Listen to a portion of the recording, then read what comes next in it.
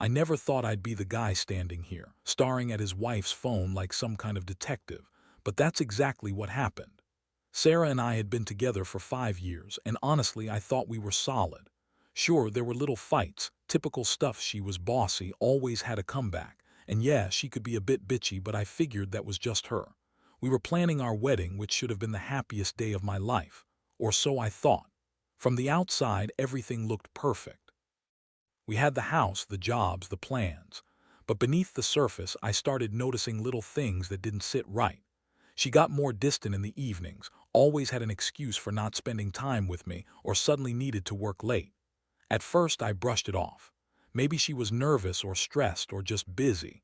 But deep down, I knew that wasn't the full story. Something was off.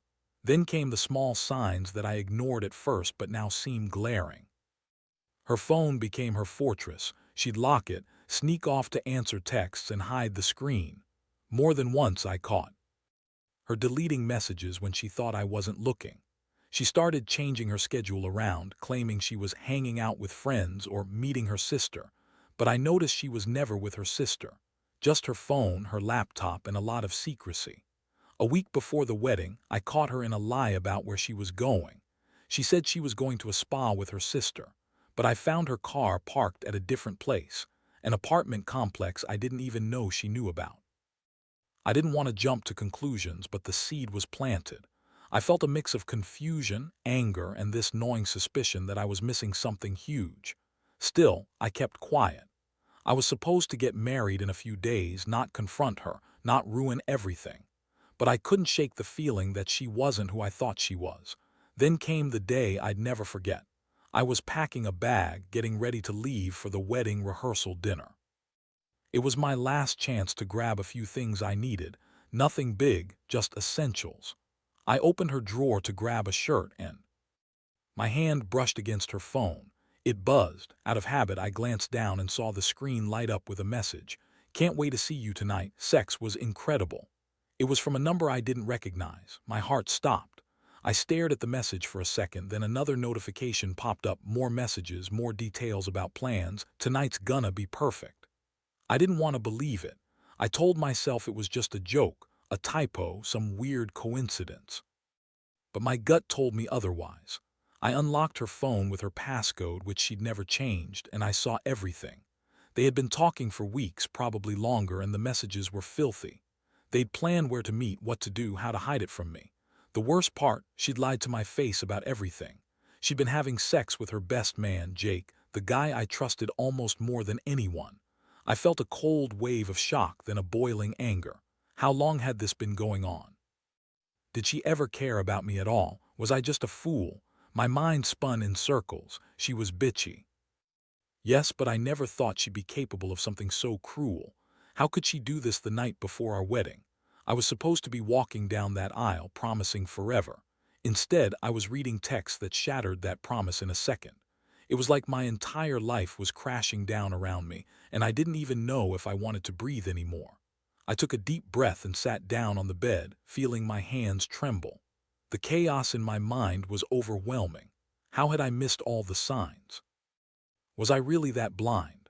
I kept thinking about every moment, every suspicious glance, every time she brushed off my questions or made an excuse. And now there it was, plain as day, proof that she had been lying right to my face. The anger started bubbling up, but underneath that, there was a deep, aching hurt. I felt betrayed, humiliated, and almost numb. I couldn't believe she had done this, not just once, but multiple times with Jake, her best man. The guy I trusted to be there for us, to be part of our lives. How long had they been screwing around? Did she ever really love me?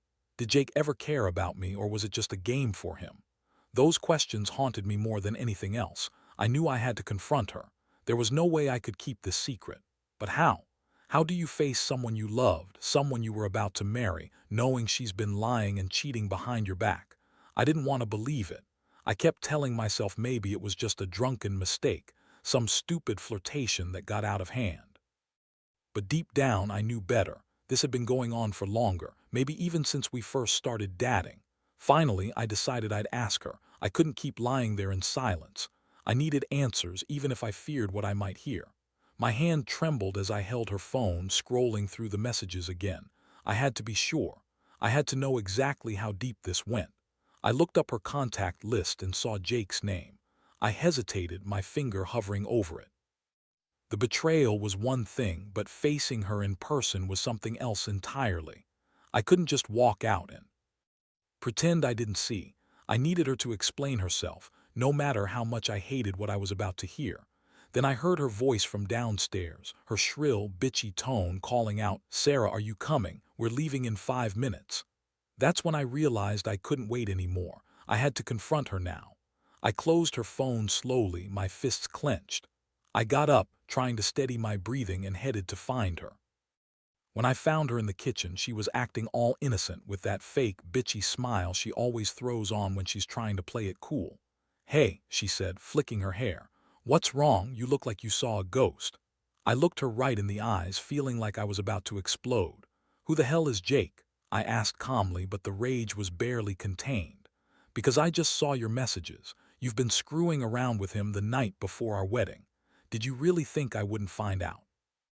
Her eyes widened for half a second, then she recovered with her usual attitude. "Oh, come on, that's not what you think," she said, shrugging. "It's just sex, and honestly it doesn't mean anything. I was stressed, I was drunk, and Jake, he's just a friend. You really think I'd cheat on you after everything?" I didn't buy her bullshit, I could see through it. Her face was all fake. The way she looked at me like I was some idiot who'd believe her lies. I felt a mixture of disgust and disappointment. How could she lie so easily? How could she be so careless about everything we had? I told her I needed to think, that I couldn't believe she'd do this to us, right at the worst moment. She kept insisting she was innocent, that it was all a mistake, that I was overreacting. But I knew better. I knew this wasn't just a slip-up. It was her life, her betrayal, her choice. That night I didn't sleep. I kept going over everything, replaying the messages, the moments I missed, the clues I ignored. The pain was like a heavy weight in my chest, and I felt so stupid for trusting her.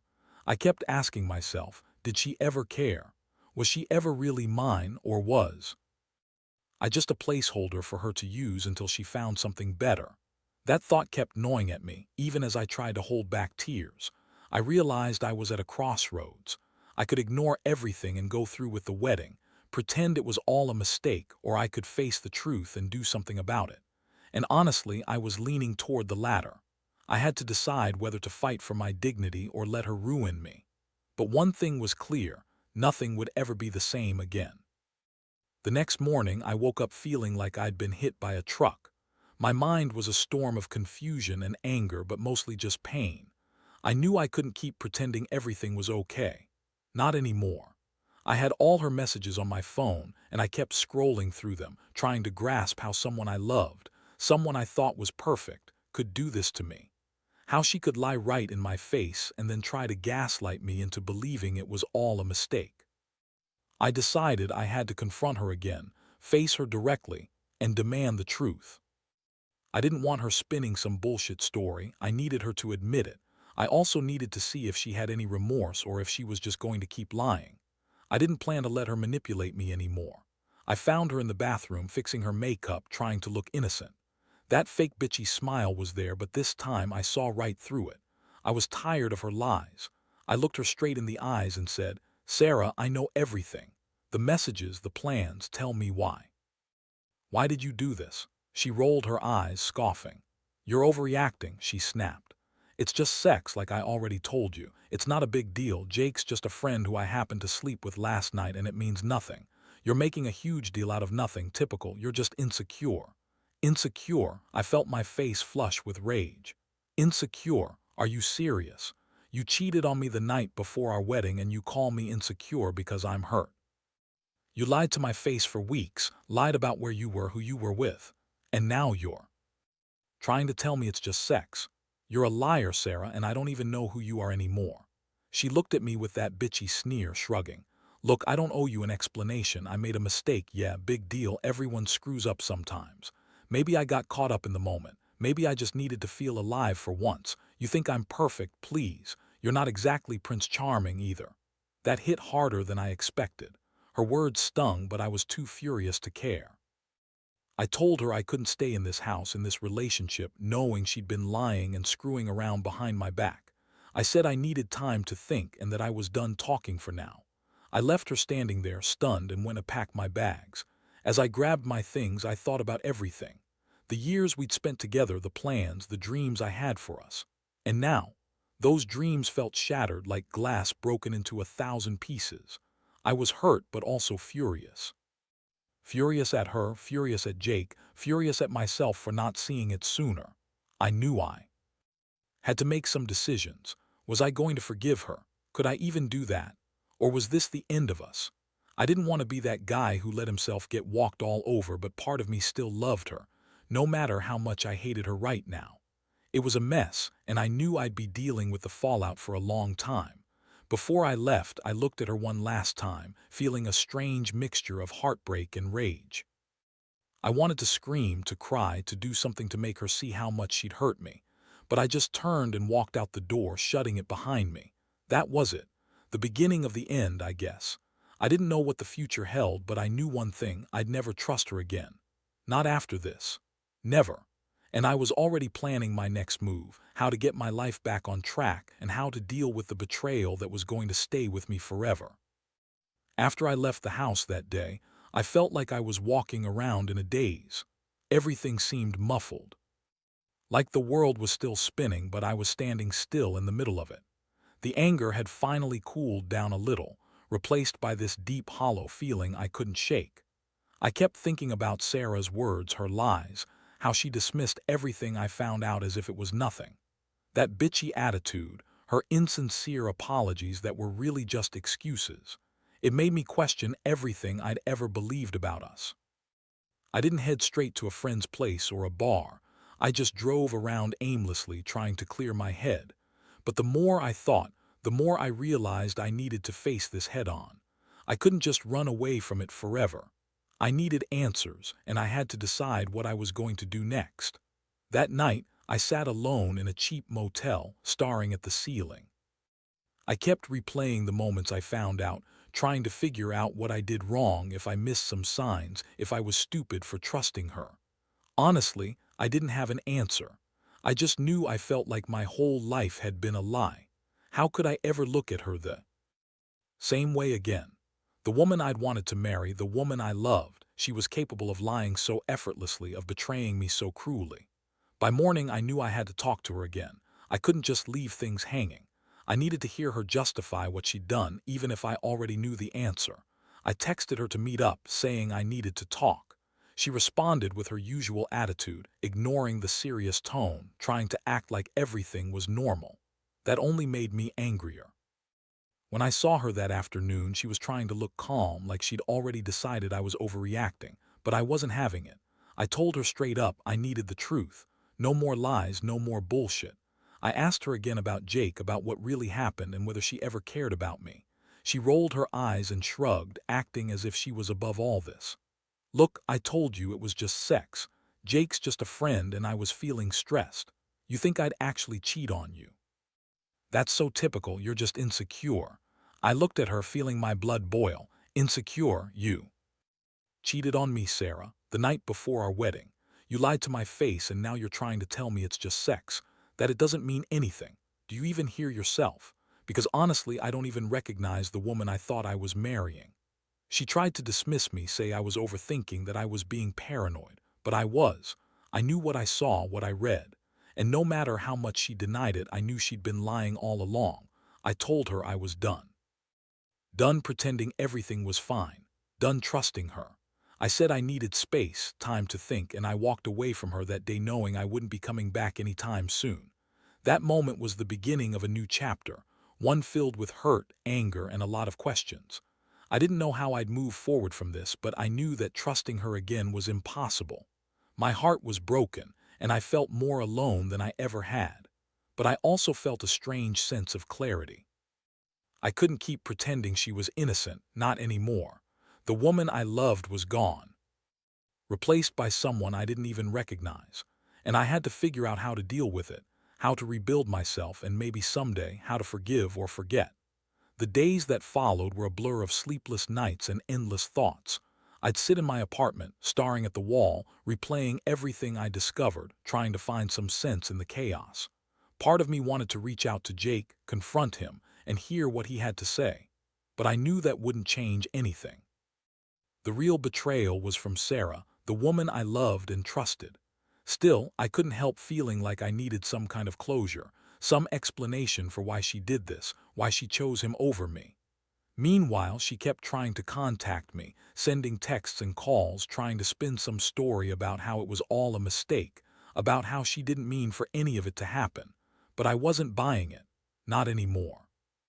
Her words all sounded hollow, like she was just trying to save her own ass, keep her image intact. Honestly, I didn't want to hear her lies. I was too hurt, too angry. One night she showed up at my apartment unexpectedly. She looked horrible, her makeup was smudged, her eyes red. She was begging me, claiming she was sorry, saying she'd do anything to fix this. That was the moment I realized she wasn't even at the bottom of her own lies. She was just trying to manipulate a way back in, to make me feel guilty, to make me forget what she'd done. But I'd already made up my mind. I couldn't forgive her. Not now, not ever. I told her to leave. I said I needed space, and I meant it. I couldn't be around her anymore. I needed to be alone to process what had happened. It was the toughest thing I'd ever done, watching her walk away, pleading, crying, begging me to reconsider. But I knew I couldn't. I was done with her lies, her manipulations. I had to rebuild from this mess. Over the next few weeks, I threw myself into work, trying to keep busy and drown out the pain. I also started seeing a therapist, not because I was weak, but because I needed help trying to understand why someone I loved could betray me so badly. It helped a little, giving me a space to vent and get some clarity. But inside, the scars of her betrayal still burned. I kept asking myself if I'd ever be able to trust someone again, or if I'd forever be haunted by her lies. The hardest part was dealing with the aftermath, the questions from friends and family, the awkwardness when I ran into mutual acquaintances who still thought Sarah was perfect. Everyone kept telling me I deserved better, that I should move on. But moving on wasn't that simple. The pain lingered, and I kept thinking about all the moments I missed, the times I should have seen the signs, the times I should have fought harder. I realized that even though I felt broken, I was still standing, somehow. I was learning to breathe again, to breathe through the hurt and anger. I didn't know if I'd ever fully heal from what happened, but I knew I'd come out of this a different person, wiser, maybe a little more guarded. And the one thing I learned from all this: be careful who you trust. Because sometimes, even the people who seem closest can turn out to be the biggest betrayals. I'd been naive, believing in love and loyalty, but life had shown me the harsh truth. Not everyone deserves your trust, and sometimes you just have to pick yourself up and start over. Looking back now, I realize that this whole ordeal changed me in ways I never expected. I used to believe in fairy tale endings, in the idea that love was enough to survive everything. But betrayal like this strips away that naive notion. It's like being punched in the gut. You feel the air knocked out of you, and suddenly everything you thought was solid crumbles.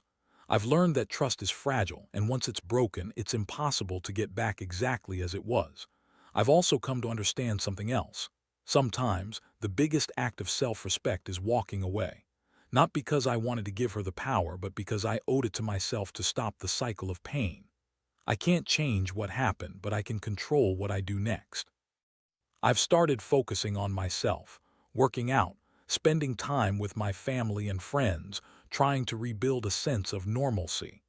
If I could give any advice to someone in my position, it would be this: don't ignore the signs. Don't let yourself be blinded by love or hope when your gut is telling you something is wrong. Be honest with yourself. And if you find that someone you trusted has betrayed you, no matter how much it hurts, remember that you deserve better. You owe it to yourself to walk away from toxicity, to find peace and happiness elsewhere. I don't hate Sarah. I don't even really feel anger anymore. Mostly, I feel sadness, not just for what she did to me, but for the fact that I wasted so much time believing in a version of her that wasn't real. But I also feel relief. Relief that I'm finally free from the lies, and hope that someday I'll find someone who values me for who I am, not who they want me to be. The road to getting over this has been long and messy. Some days are better than others. Some nights I still lie awake thinking about what I lost. But every day I remind myself that I'm still here, still standing. And that's what matters. I may have lost her, but I found myself again. And for now, that's enough.